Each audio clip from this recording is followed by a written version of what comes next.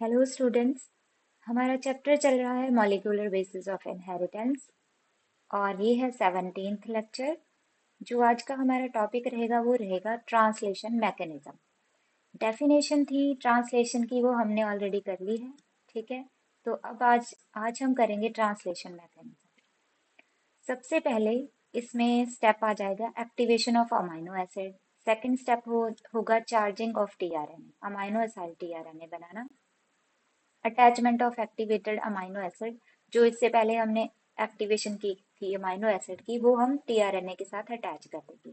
ठीक है, steps in translation, कौन से स्टेप्स इन्वॉल्व होंगे? तो सबसे पहले आ जाएगा एक्टिवेशन ऑफ अमाइनो एसिड। ठीक है, ये वाला। In the presence of magnesium and ATP, in the presence of magnesium and ATP amino acid किसके साथ अटैच कर जाएगा बच्चा? एंजाइम के साथ। Which enzyme? Amino acid tRNA syntheses. ठीक है, फिर इसके बाद कॉम्प्लेक्स कौन सा बन जाएगा? अमाइनो एसिड, जो एटीपी कन्वर्ट होगी एएमपी, और एंजाइम मींस अमाइनो एसिड और एंजाइम का कॉम्प्लेक्स बन जाएगा। ठीक है, इसके बाद जो हमने चार्ज अमाइनो एसिड अभी बनाया है उसे हम किसके साथ अटैच करेंगे? टीआरएनए के साथ। ठीक है, the amino acid AMP complex जो अभी बना है join to the amino acid binding site of the specific tRNA. वो स्पेसिफिक टीआरएनए की एक आर्म होती है जो अमाइनो एसिड के साथ बाइंड करती है, 3 एंड पे उसके साथ जाके अटैच हो जाएगा। यहाँ पर भी जो रिएक्शन है उसे कैटालाइज कौन करेगा? Amino acid tRNA synthase, same enzyme जो ऊपर वाली रिएक्शन में था। ठीक है, the resulting amino acid tRNA complex is called charged tRNA. अब जो अमाइनो एसिड टीआरएनए के साथ अटैच हो गया है तो उसे हम कहेंगे अमाइनो एसिलेशन। ठीक है, AMP and enzymes are free, वो फ्री हो जाएंगे। ठीक है, अभी मैंने कहा इसे क्या कहते हैं? Aminoacylation. अब ये रिएक्शन है जो हमने कॉम्प्लेक्स ऊपर बनाया था उसके साथ हमने टीआरएनए अटैच कर दिया, टीआरएनए और सेम एंजाइम। ठीक है, और ये वाला अब कॉम्प्लेक्स हमारे पास बन गया। ठीक है, थर्ड स्टेप। इसमें क्या होता है? हम स्टेप्स की बात करेंगे। स्टेप्स में कौन से स्टेप्स हो जाएंगे? Initiation, elongation, termination. इनिशिएशन में हमें क्या क्या चाहिए? सबसे पहले तो 30s राइबोसोमल यूनिट चाहिए, और हमें क्या चाहिए? एमआरएनए, फॉर्माइल मिथ्योनिन, जीटीपी और डाइवेलेंट। ठीक है, और इसके बाद चार्ज्ड टीआरएनए जो हमने बना लिया है। 3 इनिशिएटर फैक्टर्स, कौन से 3 इनिशिएटर फैक्टर्स कौन से हैं बच्चा? इनिशिएशन फैक्टर 1, 2 और 3 प्रोकैरियोट्स में। ठीक है, यूकैरियोट्स में क्या है? इसमें अभी हम EIF मतलब यूकैरियोट इनिशिएशन फैक्टर। ठीक है, और इसके बाद बचा बन जाएगा एक कॉम्प्लेक्स जिसे हम कहते हैं formation of 30S initiation complex. ठीक है, इसमें क्या होगा?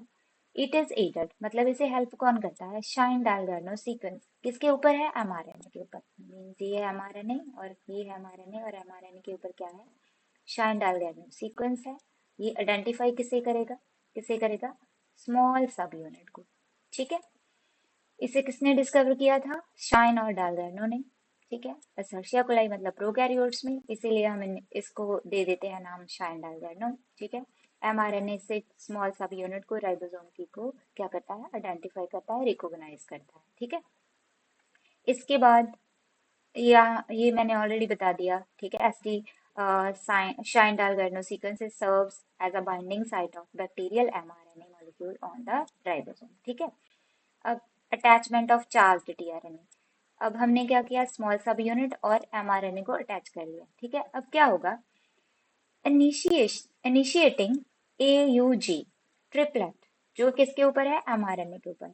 Recognised by special initiator tRNA, इसे टीआरएनए ही क्या करेगा? इनिशिएटर टीआरएनए रिकॉग्नाइज करेगा इन प्रोकैरियोट्स। ठीक है, इसके लिए हमें चाहिए जीटीपी के 2 मॉलिक्यूल, और साथ में चाहिए IF2 मतलब इनिशिएशन फैक्टर 2। इसके बाद बचा, जब हमारे पास क्या हो गया? स्मॉल सब यूनिट एमआरएनए और टीआरएनए भी आकर क्या हो गया? अटैच हो गया अमाइनो एसिड के साथ, तो क्या होगा बचा? नाउ लार्जर सब यूनिट किसकी? 50S, 30S तो ऑलरेडी हम हमारे पास थी, अब लार्जर सब यूनिट भी आकर इसके पास अटैच हो जाएगी। ठीक है, अब यहाँ पर कुछ साइट्स होती हैं, वो आप देख लें। ठीक है, कुछ साइट्स होती हैं ऐसी, जैसे यहाँ पर है A साइट, P साइट और यहाँ पर है E साइट। ठीक है, तो सबसे पहला जो अमाइनो एसिड आकर लगेगा टीआरएनए के साथ जो आया है वो पी साइट पे ही आकर लगेगा, ठीक है। क्योंकि इन्होंने बताया है कि जो इनिशिएशन कोडॉन है वो पी साइट के बिल्कुल सामने होता है, ठीक है। Starting codon on mRNA is near to the P site, ठीक है। So the tRNA with formyl methionine वहां पर आकर अटैच हो जाएगा, कहाँ पर, पी साइट, ठीक है। दोबारा से बना देते हैं। यहाँ पर हमारे पास कितनी साइट्स हैं, 3। यहाँ पर है ए, और यहाँ पर पी, और यहाँ पर ई। तो यहाँ पर आके टीआरएनए अटैच होगा, ठीक है। ए साइट फिर नेक्स्ट कोडॉन के पास होगी, ठीक है, सामने होगी। यहाँ पर नेक्स्ट कोडॉन है, यहाँ पर क्या है, स्टार्टिंग कोडॉन है। ये कोडॉन के सामने कौन सी होगी, ए साइट, वो इन्होंने बताया हुआ है। इनिशिएशन स्टेप में सबसे पहले टीआरएनए किसके पास आ जाएगा, पी साइट के पास ही आएगा, ठीक है। So the next new tRNA, जो बाद में न्यू टीआरएनए आएगा अमाइनो एसिड के साथ, वो कहाँ पर आएगा, ए साइट के ऊपर आएगा, ठीक है। कहाँ पर आएगा, ए साइट के ऊपर आएगा। जैसे मैं आपको फिर से समझाती हूँ, जैसे हमने यहाँ पर साइड्स बनाई हैं, ध्यान से देखें, समझ आ जाएगा, ठीक है। यहाँ पर है पी, ए और ई, ठीक है। तो यहाँ पर तो पहला टीआरएनए आ गया, फर्स्ट वन, ठीक है।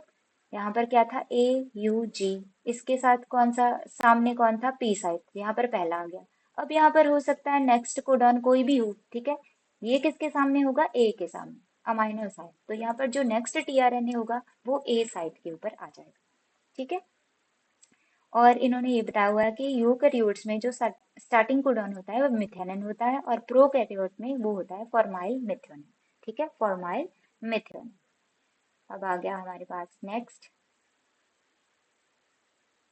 मैं आपको नेक्स्ट, हाँ जी, इलोंगेशन। देखिए अब इनिशिएशन तो हो गई, मतलब हमने प्रोसेस को क्या कर दिया, स्टार्ट तो कर दिया। अब क्या होगी, इलोंगेशन। इलोंगेशन का क्या मतलब है, अब पॉलीपेप्टाइड्स ऐड होते जाएंगे, मतलब अमाइनो एसिड ऐड होते जाएंगे। In elongation stage, in translation, amino acids are added one by one, ठीक है। फर्स्ट अमाइनो एसिड कौन सा होगा, फॉर्माइल मिथ्योनिन, किसमें, यूकैरियोट्स, प्रोकैरियोट्स में, सॉरी, यहाँ पर पी के लिख लीजिए, ठीक है। किसके साथ, आप इसे पेंसिल के साथ लिखिए, और यहाँ पर आप ये यूकैरियोट्स लिखिए, ठीक है। यहाँ पर सर्टन प्रोटीन्स हेल्प करती हैं, जैसे initiation factor T U, initiation factor T S, initiation sorry elongation factor TU, elongation factor TS, elongation factor G. There is a more complex set of elongation factor कहाँ पर, eukaryotes में, ठीक है। अब आ गया कोडॉन रिकॉग्निशन। जैसे मैंने आपको कहा था कि पहला तो AUG था, जो किसके पास साथ था, पी के साथ, तो टीआरएनए पहले यहाँ पर आ गया। फिर इसके बाद नेक्स्ट कोडॉन है, वहां पर नेक्स्ट टीआरएनए आ गया, ठीक है। तो कोडॉन रिकॉग्निशन कौन कर रहा है, टीआरएनए कर रहा है, टीआरएनए, क्योंकि एंटी कोडॉन उसके पास है। अगर ये कोडॉन है बच्चा, ये वाला, ये सारे पार्ट कोडॉन है, तो उसको रिकॉग्नाइज करने वाले को हम क्या करेंगे, यहाँ पर कहा कहेंगे एंटी कोडॉन, एंटी कोडॉन, ठीक है। और charge tRNA molecule along with its amino acid आएगा, enter the ribosome at A site, P site पे ऑलरेडी मैंने कहा था कि ऐड हो गया। Its anticodon reads, locates and the bind to the complementary codon, किसके ऊपर थे, एमआरएनए के ऊपर।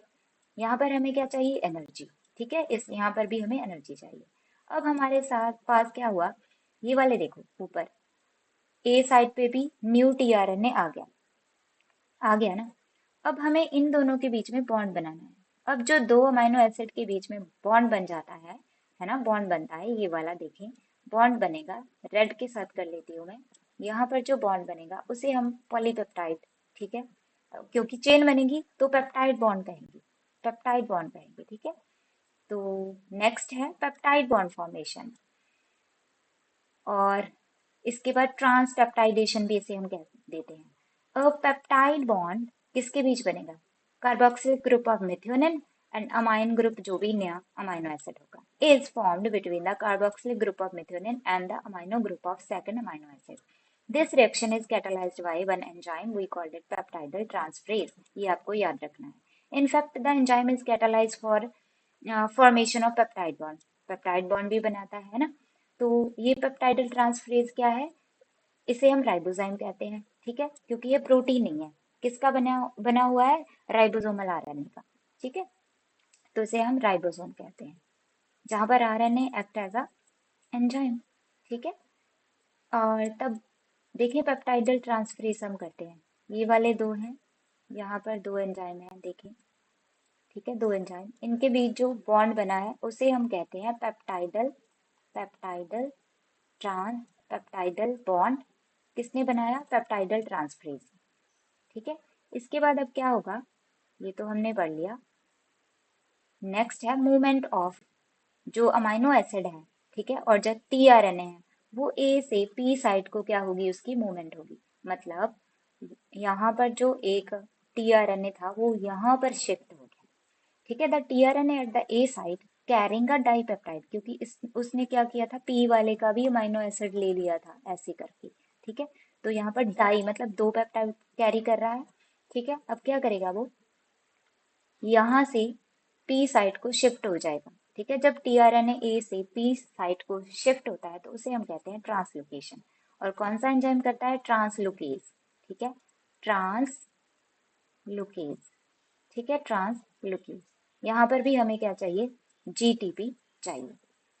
इसके बाद बचा यहाँ पर its anticodon keeps hydrogen bonds to the mRNA. जो टीआरएनए है ना, उसके जो एंटीकोडॉन्स हैं, एंटीकोडॉन और कोडॉन ऑफ एमआरएनए, वहां पर क्या बन जाते हैं बच्चा? हाइड्रोजन बॉन्ड्स बनते रहते हैं। ठीक है, फिर क्या होता है, जब एक के बीच में हाइड्रोजन बॉन्ड बन गया तो जो ए साइट वाला टीआरएनए वो पी साइट में आ जाता है, फिर नेक्स्ट ए साइट पे एक और नया आ जाता है। ठीक है, देखें, in the meantime the uncharged tRNA shift to the P site and then E site, वहां से वो एग्जिट हो जाता है, फिर क्या होता है, साइटोप्लाज्म में आ जाता है, वहां से फिर से रीयूज हो जाता है। और उन्होंने एक और लाइन कही है कि हम एमआरएनए को रीड कैसे करेंगे, हम रीड करेंगे 5' to 3'। ठीक है, इस साइड को हम इसे रीड करेंगे, 3 से 5 नहीं करेंगे। And then amino acids are added by one by one in the sequence of codon and become joined polypeptide, है ना, पेप्टाइड बॉन्ड्स के साथ जुड़ जाते हैं, फिर क्या बन जाता है? पॉलीपेप्टाइड। ठीक है, sequence dictated by the DNA. अब इससे जो नॉलेज दी थी, वो जो इंफॉर्मेशन दी थी, वो कहाँ पर थी? डीएनए के पास थी। एमआरएनए ने उसे रीड किया और रीड करके क्या बना दी? प्रोटीन बना दी। ठीक है, अब इन्होंने कहा है कि एमआरएनए के पास कुछ ऐसे होते हैं, कुछ मतलब सीक्वेंस होते हैं, जैसे कि UTR, untranslated region, untranslated region. ठीक है, तो वहां पर होते हैं, और ये बोथ साइड होते हैं, 5 एंड में भी और 3 एंड में भी। ठीक है, इनका कोई फंक्शन नहीं है ऐसा, ये टर्मिनेशन और स्टॉप कोडॉन के आफ्टर आ जाते हैं। ठीक है, before the initiation start codon, है ना, at the end after the termination और स्टॉप कोडॉन। ठीक है, और they are required for efficient translation process. इतना काम है इनका कि अच्छे से चलता रहे। ये देखें, यहाँ पर था पी साइट, यहाँ पर है ए, हर बार यहाँ पर नया आ जाता है टीआरएनए, ये वाला सारा पॉलीपेप्टाइड उठकर यहाँ आ जाता है, ये देखें यहाँ लग गया, ये जो फ्री हुआ है यहाँ पर एग्जिट हो जाता है, यही चलता रहता है। ठीक है, इस प्रोसेस में, और ये शिफ्ट होता रहता है। इस साइड को हम क्या करेंगे? इनकी रीडिंग लेंगे। ठीक है, रीड करेंगे। अब आ गया नेक्स्ट। नेक्स्ट है बच्चा टर्मिनेशन। अब हम प्रोसेस को खत्म करना चाहते हैं, तो यहाँ पर क्या होगा? एमआरएनए के ऊपर क्या आ जाएगा? एक स्टॉप कोडॉन्स आ जाएंगे, इसमें कोई टीआरएनए आकर नहीं लगेगा। जब भी ए साइट के ऊपर ये वाला स्टॉप कोडॉन आ गया, ये किसी अमाइनो एसिड को कोड नहीं करेगा। टीआरएनए घूमता फिर रहा है कि कोई अमाइनो एसिड मिल जाए इनका एंटीकोडॉन टाइप कुछ, मतलब टीआरएनए, तो इन्हें कोई भी एंटीकोडॉन और जब अमाइनो एसिड नहीं मिलता। ठीक है, तो यहाँ पर पॉलीपेप्टाइड चेन है जो रुक जाती है, और वो क्या हो जाती है? टर्मिनेट, मतलब खत्म हो जाती है। बस यहाँ पर कुछ रिलीजिंग फैक्टर्स भी आते हैं। ठीक है, RF releasing factor, the presence of release factor bring out, ठीक है, ब्रिंग्स अबाउट सेपरेशन। अब पॉलीपेप्टाइड चेन है, वहां से सेपरेट हो जाएगी, कहाँ से? टीआरएनए से। क्या चाहिए? एनर्जी चाहिए। किस फॉर्म में चाहिए? जीटीपी की फॉर्म में चाहिए। द टू सब यूनिट वो भी सेपरेट हो जाएंगी, और कहाँ पर चली जाएंगी? वो चली जाएंगी साइटोप्लाज्म में। The same mRNA can use repeatedly, वो बार बार हम यूज करते रहेंगे, राइबोसोम भी हमारा हम दोबारा यूज कर लेंगे। ठीक है, ये देखिए ये प्रोसेस इन्होंने दिखाई है। जब ये टूट गया तो पॉलीपेप्टाइड तो ये आ गया, ठीक है, ये अलग हो गया, यहाँ से ये अलग हो गया, ये रिलीजिंग फैक्टर। ठीक है, तो दिस इज ऑल अबाउट हमारा जो ट्रांसलेशन है यहाँ पर खत्म हो गया। अब यहाँ पर ना कुछ एंटीबायोटिक्स हैं बच्चा, जैसे स्टेप्टोमाइसिन क्या करती है, ट्रांसलेशन को रोकती है। बस ऐसे याद कर लो, बैक्टीरिया को ये मार देती है या फिर उनकी ग्रोथ रोक देती है। क्यों? क्योंकि ये ट्रांसलेशन को रोक देती है। जब ट्रांसलेशन नहीं होगी तो प्रोटीन कैसे बनेगा बैक्टीरिया में, है ना। इसके बाद टेट्रासाइक्लिन है, ये क्या करती है, inhibit the binding of amino side, मतलब चार्ज टीआरएनए को राइबोसोम के साथ बाइंड नहीं करने देती। अब देखो, अब अगर राइबोसोम के साथ टीआरएनए बाइंड ही नहीं होगा तो पॉलीपेप्टाइड चेन कैसे बनेगी, फिर से बैक्टीरिया की ग्रोथ रुक जाएगी। ठीक है, अब ये एरिथ्रोमाइसिन है, inhibit the translocation of mRNA along ribosome. ठीक है, ट्रांसलोकेशन मतलब टीआरएनए ए साइड पे है, वो पी साइड पे जाने ही नहीं दे रही। ठीक है, ये वाली ड्रग। तो इसके बाद आप कर सकते हो, ये वाला कर सकते हो, रेम्फा पाइसिन। ठीक है, ये पर क्या इसमें क्या है, inhibit the RNA synthesis by inhibiting RNA polymerase. RNA polymerase को ही इन्होंने क्या कर दिया, इनहिबिट कर दिया।